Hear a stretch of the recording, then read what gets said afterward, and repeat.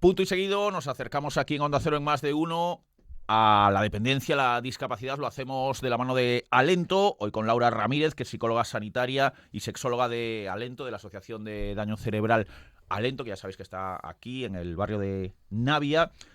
Hola Laura, ¿qué tal? Buenos días, bienvenida. Hola, buenos días, Rubén. Bueno, cada familia es distinta, cada miembro familiar también. ¿Qué ocurre con las personas cuidadoras desde el momento en el que se da el daño cerebral? Bueno, pues antes de nada empezar diciendo que cuando sucede de repente una situación como que es que te digan que tu familiar lo tienen que ingresar y que incluso su vida está en peligro, Sí. para un familiar, es decir, para cualquiera de nosotros, lo primero que sufre pues es entrar en un estado de shock, ¿no? Nos tenemos que dar cuenta de que las familias lo primero que sufren es miedo, es negación, es un deseo tremendo de que su familiar viva. Y bueno, a medida que va pasando el tiempo y a medida que va avanzando, ¿no? el avance o la evolución de la persona con daño cerebral, pues el familiar o la persona cuidadora pues va viajando como en una especie de montaña rusa emocional en la que bueno, pues pasa de esa negación a un estado de consuelo, de alegría, si ve que la persona sube a planta, por ejemplo, o una reacción desbordante, euforia, si ve en la fase de rehabilitación una pequeña mejora, o un hundimiento emocional porque ve que no avanza. Es decir, es una montaña rusa, una ambivalencia continua a nivel emocional por el que va viajando y por el que sienten sobre todo mucha soledad. Soledad, sí. Soledad. Soledad porque lo primero es un mundo nuevo, Claro. desconocido, en el que, bueno, pues que ha ocurrido de repente, en el que el proyecto de vida de la persona con daño cerebral ha tenido un parón, el proyecto de vida anterior, pero es que no solamente el de la persona con daño cerebral, sino que también el de la persona cuidadora. Ujú. ¿Vale? ¿Cómo es ese proceso? A lo mejor en cada persona, en cada familia es distinto, ¿no? Pero esa evolución, ese proceso de ir digiriendo lo que te ha pasado. Pues a ver, yo creo que depende mucho de los apoyos que tenga esa persona cuidadora, ¿vale? Y hablo de persona cuidadora y no de familiar porque no en todos los casos son familiares.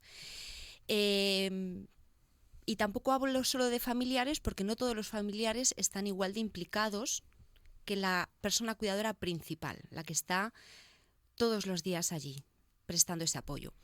Entonces, su estado emocional, sus habilidades de afrontamiento van a depender mucho de también los apoyos que reciban. Es decir, desde Alento consideramos importantísimo que desde el primer momento en el que pisan el hospital reciban información de qué le va pasando a su familiar en cada momento, reciban formación de cómo tienen que ir prestándole esos apoyos. Es decir, porque en el momento en el que le den el alta y tengan que volver a su hogar, si la persona con daño cerebral necesita apoyos, por ejemplo, en la ducha o un cambio postural, Mm. necesitan que le enseñen, porque previamente al daño no lo hacían, ¿no? Entonces, si la persona cuidadora recibe esa formación, se va a ver más preparada y por lo tanto va a vivir con menos incertidumbre en cuanto a apoyos se refiere cuando tiene que volver a casa. Ajá. Y luego un tercer factor muy importante es el apoyo emocional. Es decir, por parte de profesionales cualificados de la salud mental o bien el apoyo de otros familiares. Y hablaba de soledad antes porque ese es el sentimiento que suelen tener porque de repente se ven desbordados de tareas, de situaciones, de cambios en sus vidas y que muchas veces no se atienden porque la mirada está focalizada en la persona con daño cerebral. Claro, entiendo. ¿Y cómo se puede favorecer de algún modo? ¿Qué condiciones se pueden dar para favorecer el bienestar de la persona cuidadora, Laura? Pues mira, a mí me gustan mucho tres puntos que Navarro Góngora, que es un catedrático de la psicología sanitaria, eh, resume muy bien. Y es que hay que tener en cuenta que el cuidador principal se identifique con su rol. Es decir, cuando, por ejemplo, en una pareja uno de ellos tiene el daño cerebral, el otro, si es su cuidador principal, tiene un cambio de rol. Es decir, pasa de ser marido, esposo o mujer, esposa, a de repente tener un rol de cuidador. O que el cuidador principal de repente sea un hijo. Es decir, cambian los roles. Entonces, el hecho de que se identifique con su rol es algo muy importante porque además suele traer